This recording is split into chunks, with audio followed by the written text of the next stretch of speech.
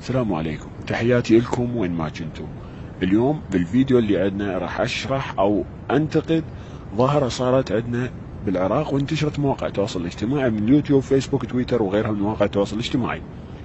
الظاهرة تقول انه الاعلامي البطل الشجاع بنظري اللي سوى شغلة كثير من عندنا احنا الناس العاديين اضافة للاعلاميين يخافون يسوونها.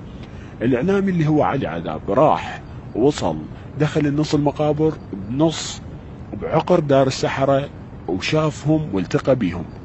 اضاف الى ذلك اتحداهم، بقى يومين او اكثر مثل ما شفنا بالحلقتين اللي نزلهن، العفو جزء من حلقة اللي نزلهن، وايضا عنده حلقة سابقة حول الولد اللي سحرته خطيبته او حبيبته. وايضا راح تقصى الموضوع، شاف شنو القضية، شنو التقى بالناس عديدين ووصل صورة حلوة جميلة للمشاهد. اليوم نلاحظ انه الفكرة اللي منتشرة انه علي عذاب تعرض لمس، علي عذاب تعرض ل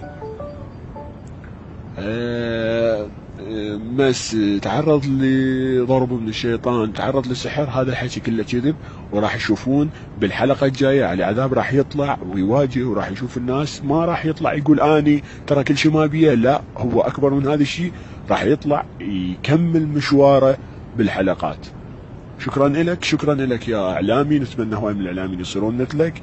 اني ما عندي معرفة، حتى معرفة شخصية بهالشخص ما عندي، ولا اعرفه، الله شاهد ما اعرفه حتى معرفة شخصية، ولا يعرفني الي نهائيا. بس حبيت اقول انه علي عذاب كل شيء ما بي، وعلي عذاب اتحداهم امام الكاميرات، لو قدروا يسووا له شيء كان سووا له امام الكاميرا مو خلف الكاميرا. شكرا لكم وشكرا لكل اللي تابعنا، لا تنسون لايك واشتراك حتى نستمر، حتى نكون قويين بدعمكم. شكرا.